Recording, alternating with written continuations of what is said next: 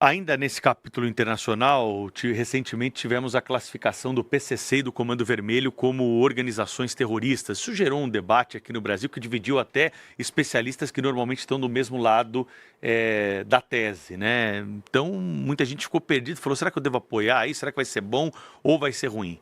Na tua visão, é bom ou ruim? Quase indiferente. Há um elemento bom no sentido de que as pessoas estão se tocando que o problema é muito grande, a ponto dos Estados Unidos terem falado, pô, olha, isso aqui são organizações terroristas.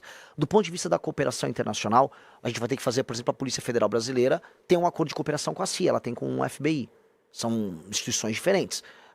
Agora, do ponto de vista da execução, para derrotar o PCC e o Comando Vermelho, o governo brasileiro vai ter que atuar.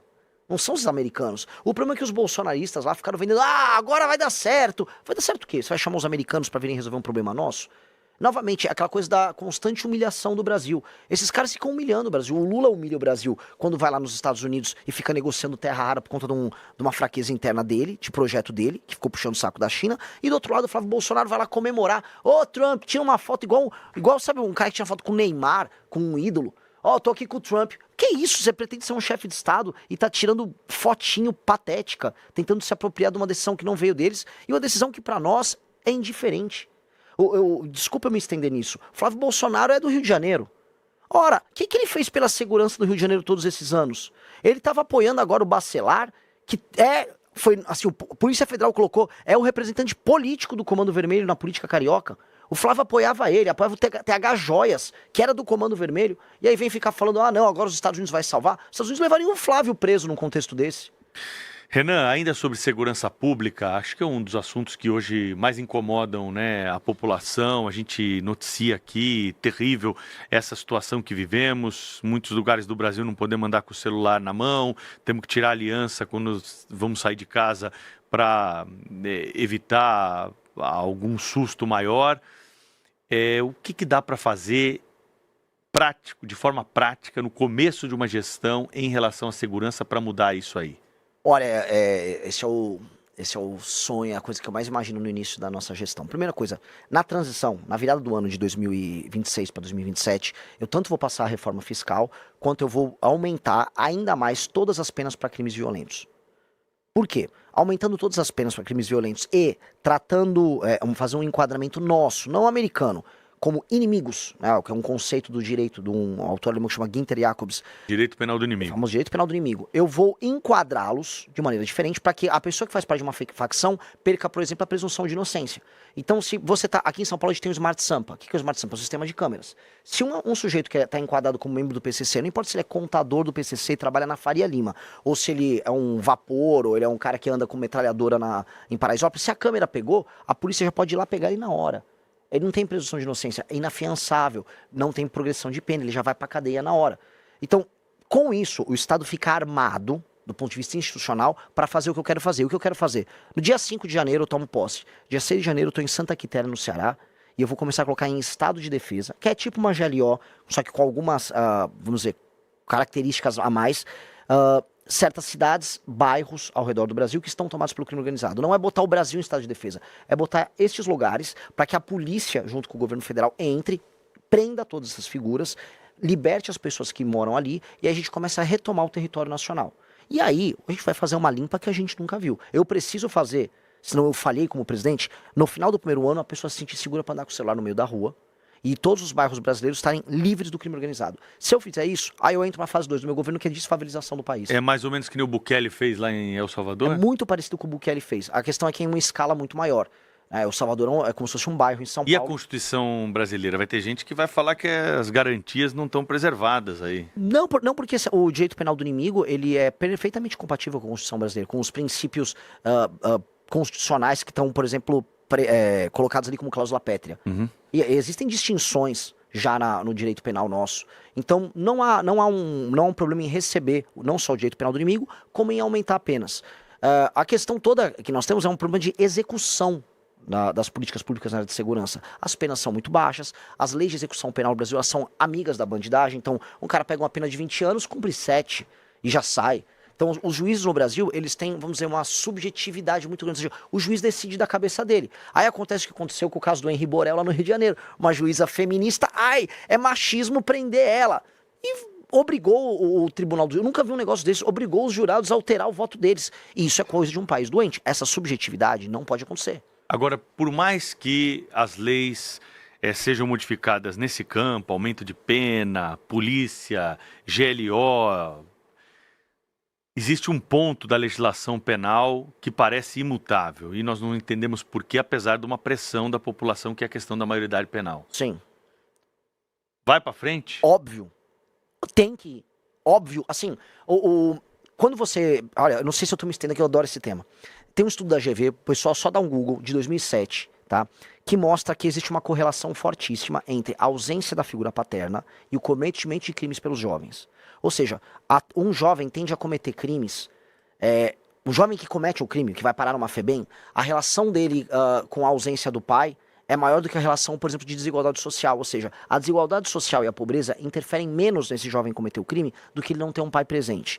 Nós vamos precisar fazer um trabalho muito claro, e as pesquisas mostram isso, em atuar nas periferias, onde tem a maior parte desses meninos, porque inclusive a gravidez na adolescência incide mais nas periferias, nas favelas, em cidades pequenas no interior do Nordeste. Nós vamos atuar nesses lugares já com, fim da maioridade penal, mas 2, trabalhando já nas escolas para recuperar esses meninos e dar um atendimento psicológico para separar eles, porque eles são garotos que estão numa condição especial.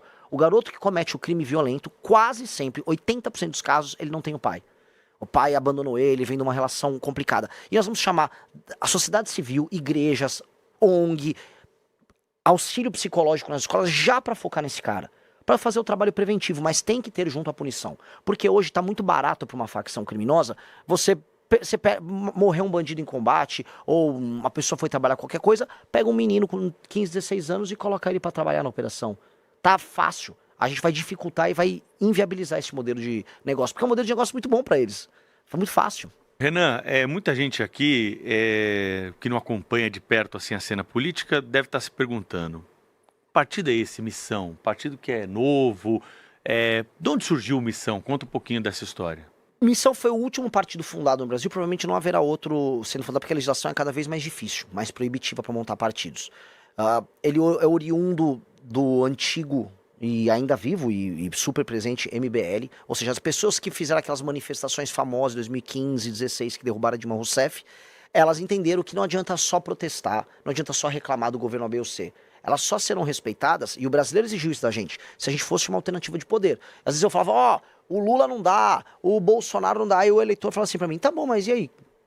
Vai pôr quem no lugar? Uma vez um cara me provocou, então vai você, bonitão. Eu falei, tá bom então. Ok. Então nós juntamos mais de 2.000 jovens, na verdade foram 3.500 jovens coletando assinaturas ao redor do Brasil.